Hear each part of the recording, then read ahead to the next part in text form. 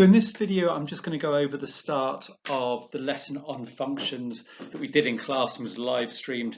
And again, apologies if you were trying to live stream that, but the quality wasn't good enough to follow.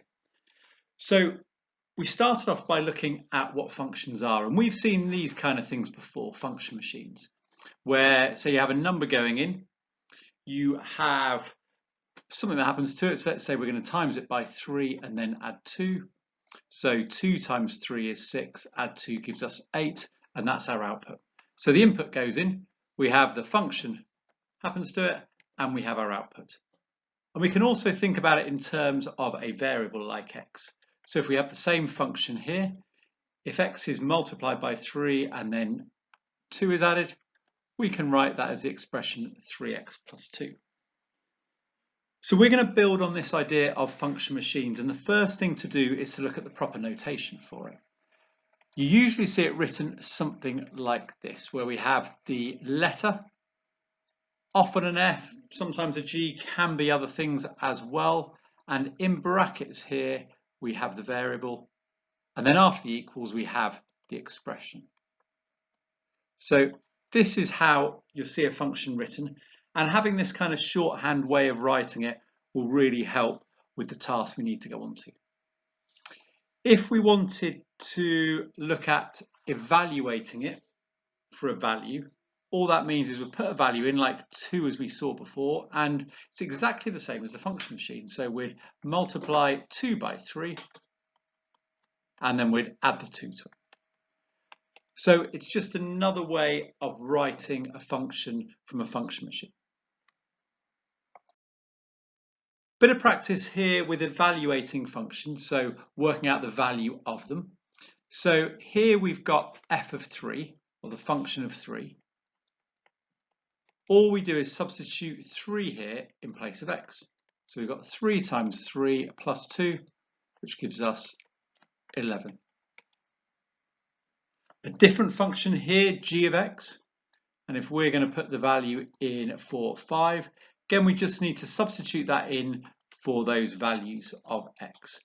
Now remember, 2x squared means 2 times x squared. So here we've got 2 times 5 squared minus 5. So we'll have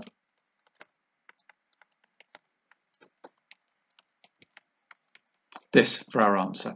So if in a question you see it says evaluate, this is all it means. Just substitute the value in and work out what the expression is equal to. Question 3 is a bit different. So we're given the function of x is 4x plus 7. And we're told if this equals 27, we've got to find x. So we can just set this out as an equation, and then we just go through our steps to solve it.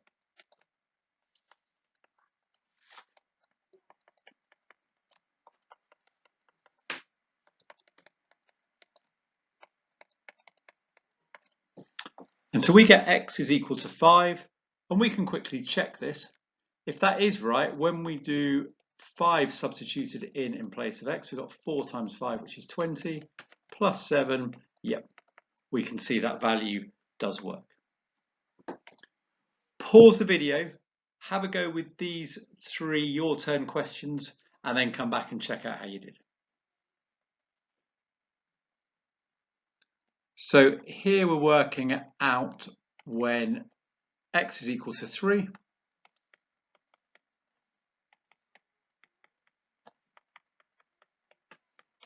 We get negative 15. When x is equal to 16 in question 5 here,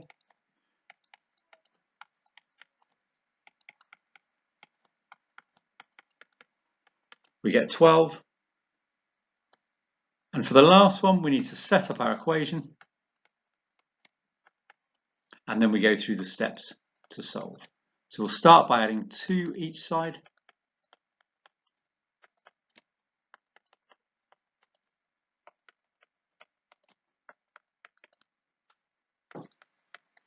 And to find out what x is, we need to square root both sides, because the square root of x squared is just x. We need to do the same here.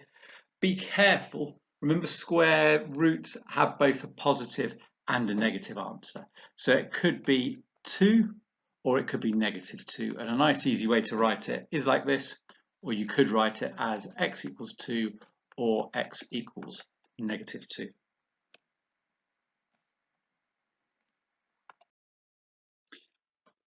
Pause the video again. This is task 1. I'll upload it and show my homework. Have a go with these and then check the answers.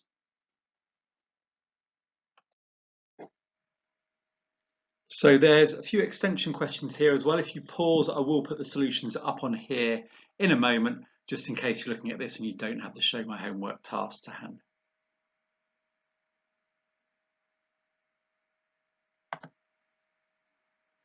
Now, I'm not putting up the answers for the extension questions here, because I think if you've had a go at them, you'll manage to see the link between those questions.